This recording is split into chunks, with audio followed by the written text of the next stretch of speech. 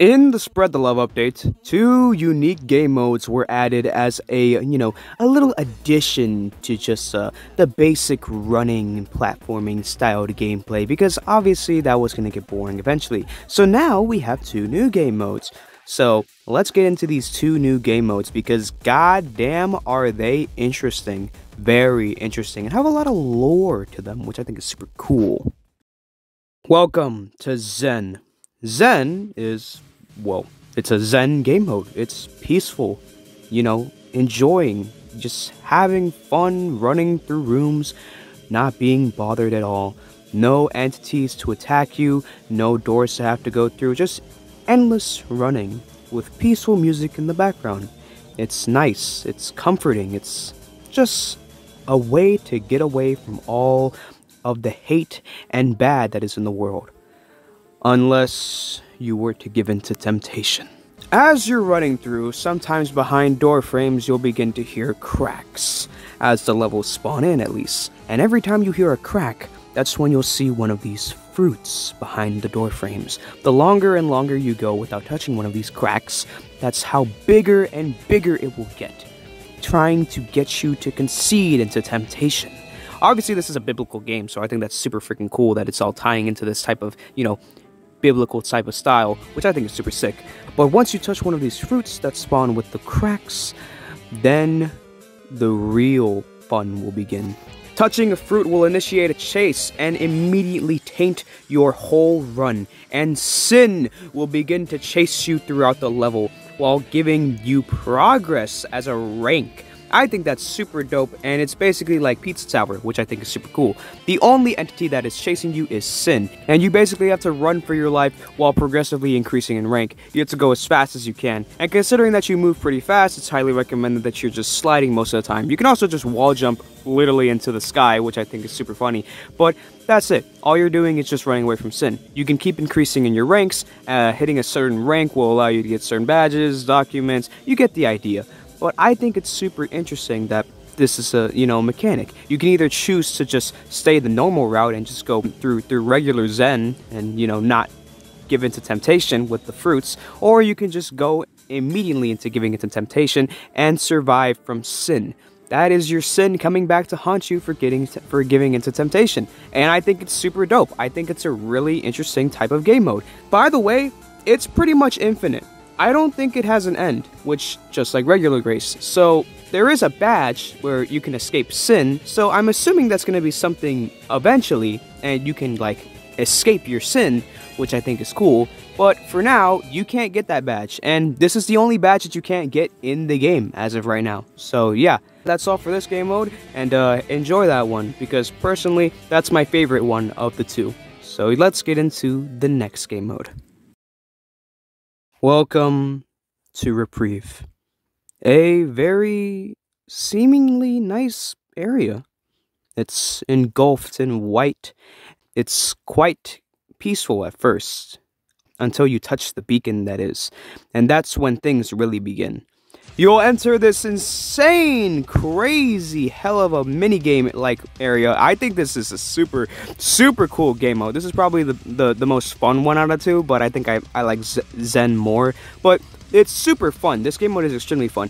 Every time you slide into a wall, you'll bounce up, making insane airtime and being able to pull off some crazy amounts of speed. Basically, the farther you fall down and then you slide into a wall, the farther you'll go. Which means if you slide down as soon as the level starts and hit into a wall, you'll go crazy fast. And I mean crazy fast. Mach 2 type speeds. It's kind of crazy.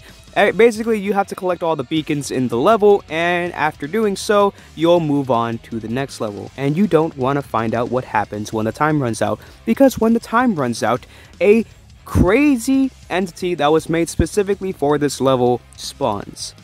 Shame. Shame, being similar to that of the Goatman, spawns when the timer runs out and is intended to be a form of punishing you for not completing the level in time.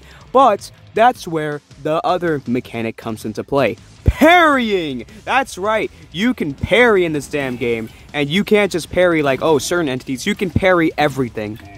everything. There are multiple entities that will eventually come across as you're going through the levels if you choose to add them, like the Dozer, Litany, Rue, Epic Duck, Doppel, and the Doombringer. So yeah, there's a lot of crazy entities that are going to be in this one, not too many to where they're pretty much impossible to, survive, which I think is super cool. I think it's kind of weird that the Epic Duck is in here, because he's considering it's an April Fool's entity, but hey, I don't really care. It's super fun. All these entities at once is insane. It is a fucking clusterfuck of insane, timing. Now, you can just spam the parry, but the more that you spam it, the longer it takes for you to parry again and again, so you gotta give it a little bit of time, so don't be spamming too much. You can pretty much parry pretty early for some entities, because that's when, the parry will count. And it's kind of funny that you can parry literally everything. You can parry Dozer, you can parry Litany. It's funny. You don't have to do their intended mechanics. You can just parry them. It's so stupid. Not to mention Shame. Shame acts as the Goat Man, like I said.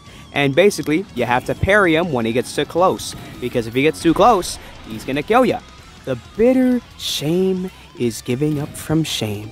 So don't let him win, and collect all the beacons so that way you can keep on moving. Essentially what this game mode is intended to be is a way for you to get keys faster, and also bricks, because you get a lot of experience and a lot of bricks for every single level that you've increased.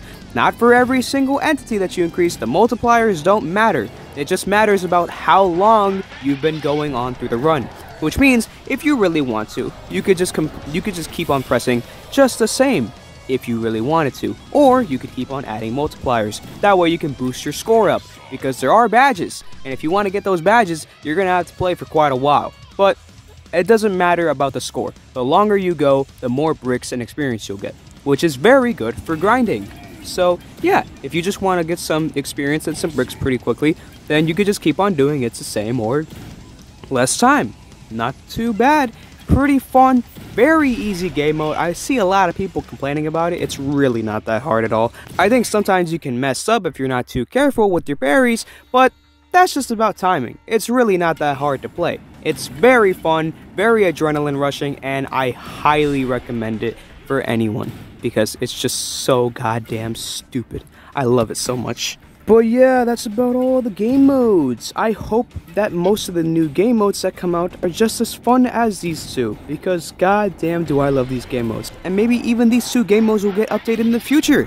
Who knows? Shit, that'd be fucking dope. Hopefully, the original Grace gets some stuff added to it, because I think, it's getting a bit boring. For me, at least. So hopefully the new stuff that's coming in future updates spices things up. That's about it. All the game modes are pretty cool, and thanks for watching. Bye-bye.